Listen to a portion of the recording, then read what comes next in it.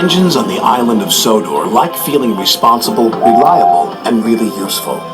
They work hard to complete their jobs on time. They don't like confusion and delay. But the troublesome trucks delight in mischief, and their mischief causes trouble, as poor Henry found out. "Henry has had an accident and been sent for repairs," said Sir Topham Hatt. "There are no other engines available, so Diesel will help until Henry returns." "Yes, sir," puffed the engines, but they weren't happy. The engines didn't like Diesel. He was always being rude and always showing off. "I hope Henry's mended soon," said Percy. "He moves more trucks than 3 Diesels put together," agreed Thomas. "Trucks are no one's friends," huffed Gordon. The next day, Diesel was working at the docks. "When Sir Topham Hatt sees how good I am," he bragged to the trucks, "he'll get rid of steam engines once and for all." This gave the troublesome trucks an idea. As Diesel shunted them together, they started to sing. "Is that all you can haul? Henry's loads are longer. Is that all you can haul? Henry must be stronger." Diesel was cross. He was sure that he was stronger than Henry. "I'll push you all at the same time," he said. The trucks giggled.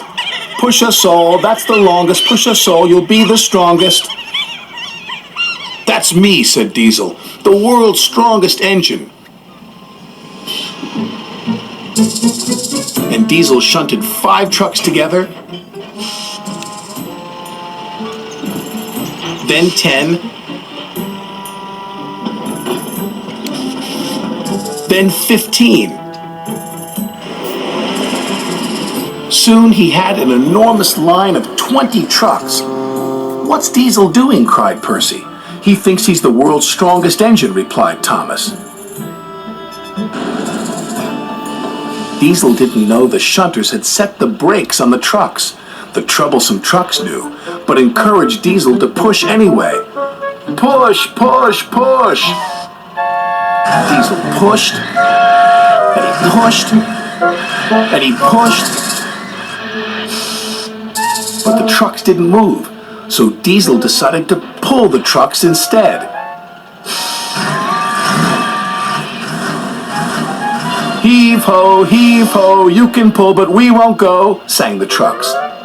This made Diesel very cross. He pulled, and he pulled, and he pulled.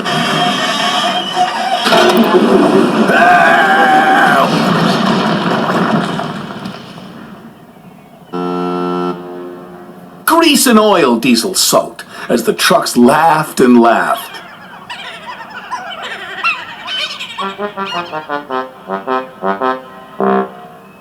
Sir Topham Hatt looked down crossly at Diesel.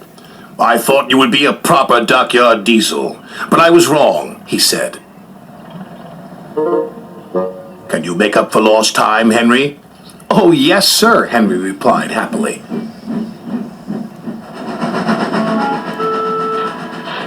He backed up to the trucks and the shunters released the brakes. Then Henry pulled away as easy as pie.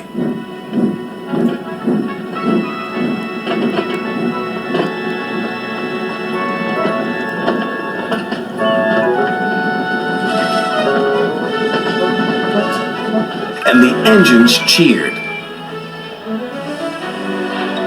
Diesel was sent home in disgrace. But the engines had learned a lesson.